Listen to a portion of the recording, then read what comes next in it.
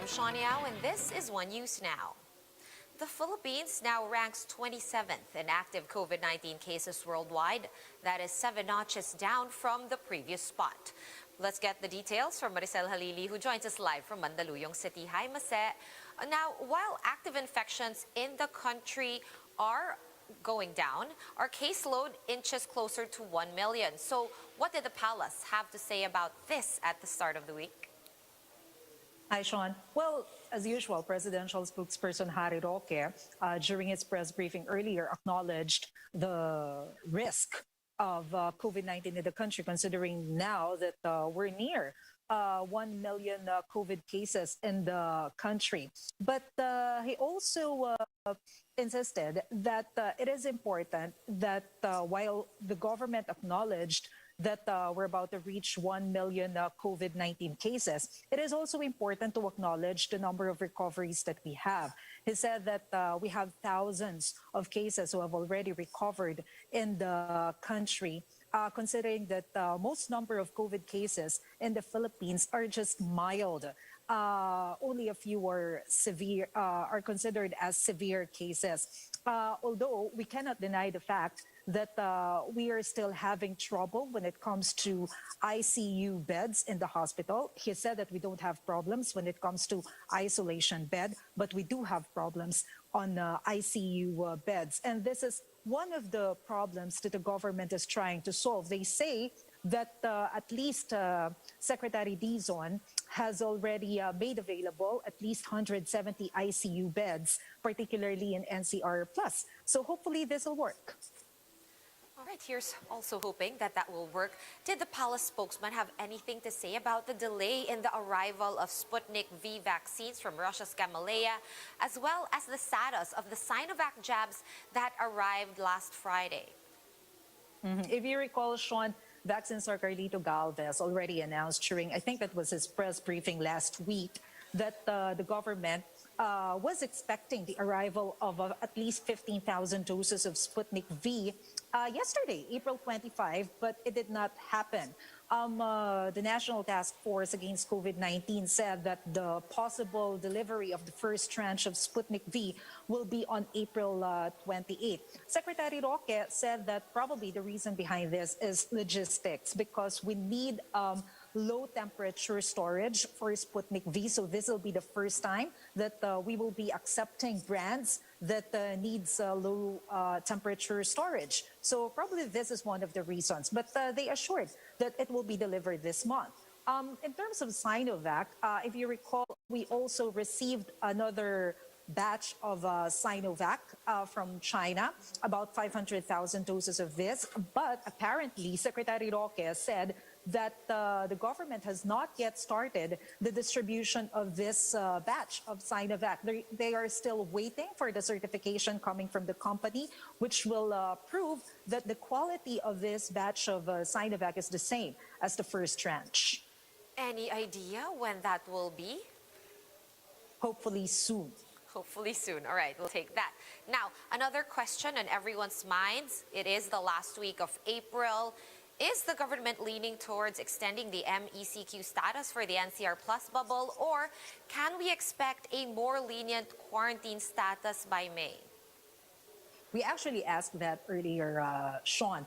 Actually, Malacanang, as well as Dr. Wong, one of the advisors of the National Task Force, said that they are still waiting for the answers coming from the local government units. Answers when it comes to the status of the hospital bed capacity, of the number of cases, when it comes to the implementation of the minimum health standard being imposed, including the social distancing. Once the answers from the local government unit reached Malacanang and the members of the interagency task force, this will be the basis of their decision. Tomorrow, the IATF will be having a meeting about the quarantine status of the country, particularly the NCR Plus. And then we'll be expecting the announcement probably on Wednesday, because tonight President Duterte won't be having any public address. He will do that on Wednesday. All right, so two more sleeps before we figure out our next steps for the next month. Let's move on to another issue, Mase. I have to ask this still on the issue of community pantries. We have the NCR mayor strongly urging community pantry organizers to coordinate with LGUs for crowd control. Did the palace have anything to say for or against this? Secretary Roque said that, of course, they don't have anything against the community pantry, but just the same, they are encouraging the organizers to coordinate with the barangay officials or the local government officials to ensure that the minimum health standard are being followed.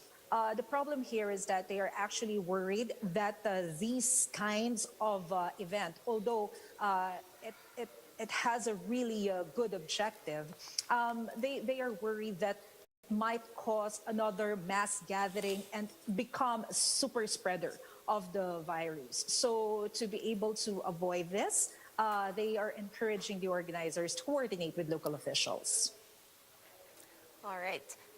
Now, another issue altogether, the West Philippine Sea, Mase.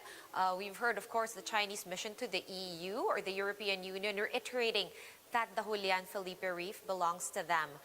Did the palace have anything to say about that? Well, they did not discuss specifically the Julian Felipe Reef, but Secretary Roque mentioned this in general, that of course the stand of the palace is still the same. They are supporting the position of Defense Secretary Delfin Lorenzana that the territory is ours. But then he mentioned about the baseline law, which was passed during the time of former Chief Justice or former Justice Antonio Carpio. He mentioned that this law is the reason why we have limited territory on the disputed island. For now, they believe that based on the law, traditional fishing is still allowed. What is not allowed is commercial fishing. So this is something that they still have to monitor. But since China obviously is a strong country. So for now, we cannot use, of course, the military forces, but the government is still planning to push through with the bilateral relationship between the Philippines and China. They still want to have parallel talks, meaning talks about the West Philippine Sea. And on the other hand, they will still continue talking about the trade and business. All right, keeping it friendly for now between the Philippines and China. Thank you so much for all those updates and more. Maricel Halili joining us live from Mandaluyong. And one senator will be filing a resolution condemning NTF-ELCAC spokesperson Antonio Parlade Jr. over his controversial remarks against lawmakers. Mean Los Baños joins us from Rizal to tell us more about that. Mean, hi. What prompted this latest move from a senator, and are we going to see this happen? And what can possibly happen? Good afternoon, Sean. Actually, it is Senate Minority Leader Franklin Drilon who is set to file a resolution to censure NTF-ELCAC spokesperson Antonio Parlade over what he calls disrespectful remarks against the senators. Drilon said Parlade's statements were derogatory and demeaning not just to senators but to the Senate as an institution. It stemmed from Parlade's interview in a TV program last week where he called senators stupid for pushing to defund the anti-communist task force after the supposed red tagging of several community pantry organizers. Drilon said it is well within the power of Congress to call for the realignment of funds. The senator also believes that the resolution will send a strong message to Parlade's superiors that the general's actions are not consistent with the principle of civilian supremacy in our system of government. Several senators, including Nancy Binay and Kiko Pangilinan, have expressed support for the resolution. For his part, Senator Ping Lacson said the gag order on Parlade was not the appropriate response. Citing the Constitution, Lacson said that Parlade should not have been appointed to any civilian position in the first place while he was an active member of the AFP. Lacson said Parlade should be censured for dabbling in politics instead of focusing on his duties as commanding general of the Southern Luzon Command. Sean, let's circle back to Senator Drilon's comments. His statements are very disrespectful, derogatory, and demeaning statements against the Senate as an institution and against the senators in particular. And we do not deserve such disrespectful language, calling us stupid.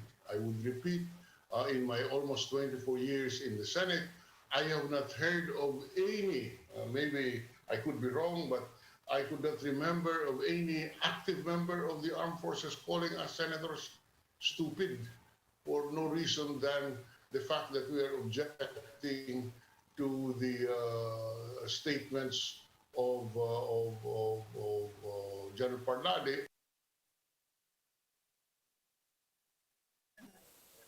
Sean, just before this live report, we actually reached out to Lieutenant General Parlade for his comment, but he has yet to respond to us. Sean.